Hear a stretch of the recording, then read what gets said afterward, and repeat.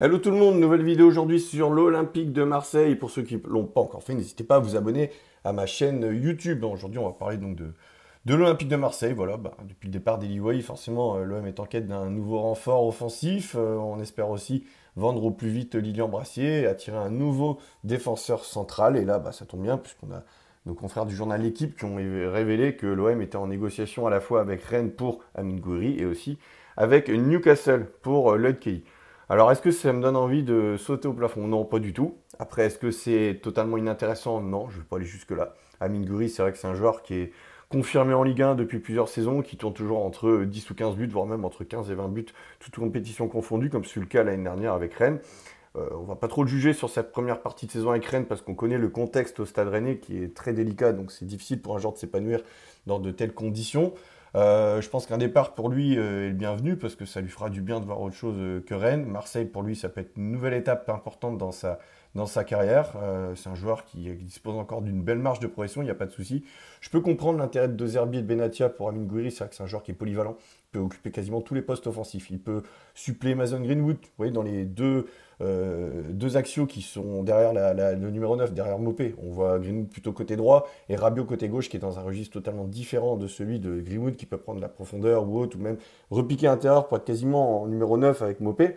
Ah, c'est vrai que Gouiri peut jouer à la fois à la place de Greenwood, à la place de Rabiot dans un autre registre et apporter d'autres solutions et d'autres perspectives offensives du coup à De Zerbi et même jouer aussi à la place de Neil Mopé, être en concurrence avec lui pour le poste de 9.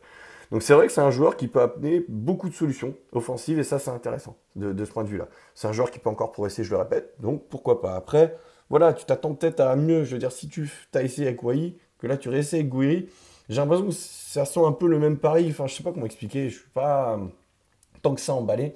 Je pense que le pari reste même risqué, quoi. Après, voilà, encore une fois, j'espère me tromper. Je ne dis pas que c'est inintéressant, bien évidemment, mais je pense que si l'OM a des ambitions de se qualifier en Champions League tous les saisons, donc à court, moyen terme, c'est pas forcément Gouiri qui est le joueur, entre guillemets, rêvé pour t'aider à atteindre ces objectifs-là. Peut-être que Marseille peut se permettre d'essayer de trouver mieux. Après, encore une fois, je parle comme ça, c'est facile de parler, de commenter ce que je vois.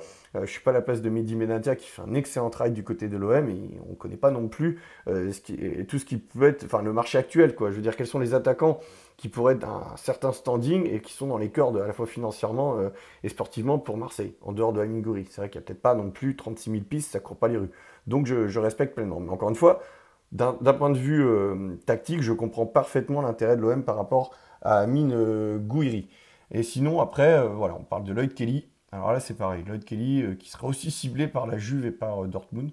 Alors là, il faudra m'expliquer comment. Alors moi, Lloyd Kelly, clairement, c'est typiquement les défenseurs anglais qui, il y a de ça 2 3 saisons, hein, étaient titulaires indiscutables en équipe espoir d'Angleterre.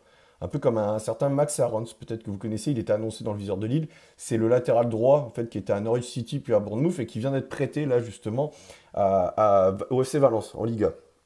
Et en fait, c'est des joueurs qui, dès leur plus jeune âge, en fait, ont été tout de suite annoncés, en fait, pas loin de l'équipe A anglaise, alors qu'ils ne jouaient pas dans des gros clubs en première ligue, ils jouaient même en championship, quoi.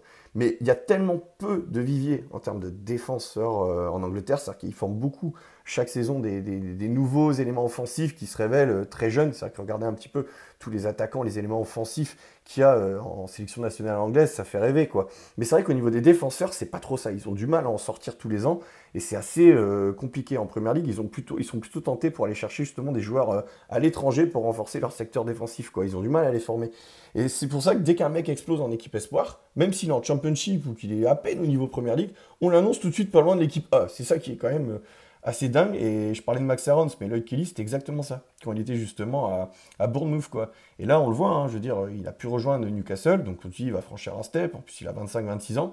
Mais non, il n'y arrive pas. Et là, avec le retour de blessure de Sven Botman, hein, l'ancien Lillois, qui était blessé depuis 9 à 10 mois, voilà, il est revenu. Donc maintenant, autant dire que Lloyd Kelly est devenu numéro 4 dans la hiérarchie des défenseurs centraux à Newcastle, derrière le géant de 2 mètres Dan Burn, hein, et puis l'international suisse Fabien Schär.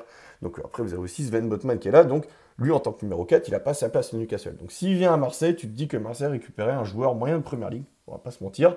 Pas inintéressant, hein, si tu es moyen en première ligue, tu peux être très bon en Ligue 1. Par contre, pour aller encore une fois franchir un step au-dessus au niveau européen, Champions League, parce que c'est ce que l'OM ambitionne, et ils l'ont clairement annoncé, ils ont raison, je me dis que c'est peut-être un peu léger. En plus, on parle 18 millions pour Amine Gouiri, hein, c'est ce qui devrait normalement être le juste prix, 18 millions plus quelques bonus pour arriver à 20-21.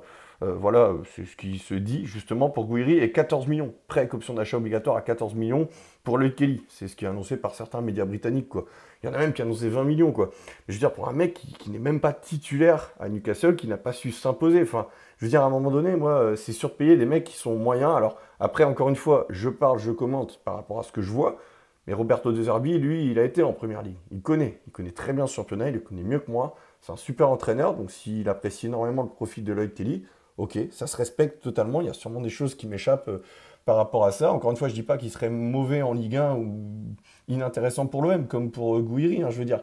Mais c'est vrai que Lloyd Kelly, j'ai du mal à m'emballer. Après, c'est vrai que c'est un mec à l'anglaise, quoi, dur sur l'homme, solide dans les duels, qui y va, qui aime tacler à tout va, parfois même sans réfléchir.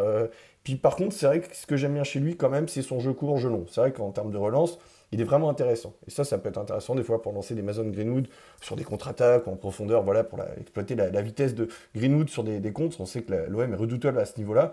Là, c'est vrai qu'avoir un mec comme Lloyd Kelly qui peut t'envoyer des longs ballons comme ça peut être intéressant. C'est un petit peu pour ça qu'ils avaient cherché Derek Cornelius au final, hein, et on a vu que Derek Cornelius, c'est quand même un petit peu compliqué pour lui à ce niveau-là.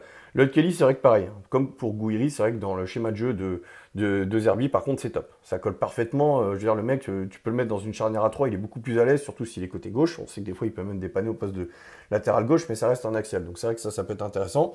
Et après, le dernier point, c'est vrai que ça reste aussi un compatriote de Mason Greenwood. En plus, on sait qu'il y a des bonnes connexions entre les agents de Greenwood et ceux de Lloyd Kelly, donc ceci peut aussi expliquer cela. On veut peut-être aussi mettre bien, même mettre très bien la superstar actuelle de l'Olympique de Marseille avec Rabiot, donc Mason Greenwood. C'est vrai qu'il y avait déjà Jonathan Rowe, donc si tu peux ramener aussi un autre joueur anglais avec qui Greenwood a déjà des affinités, bah, ça peut être sympa aussi, et c'est toujours bien de mettre ta star très à l'aise, quoi. Donc voilà. Bon, après, on verra bien, encore une fois, on en est encore loin, mais c'est vrai qu'investir presque au total 32 millions d'euros, hein, 18 pour Gouiri sans les bonus et 14 pour Lloyd Kelly, ça me semble quand même un petit peu exagéré. Mais encore une fois, s'ils doivent rejoindre l'OM, j'espère pour eux que tout se passera à merveille. Et encore une fois, la vérité, elle se passera sur le terrain. Donc, on verra bien.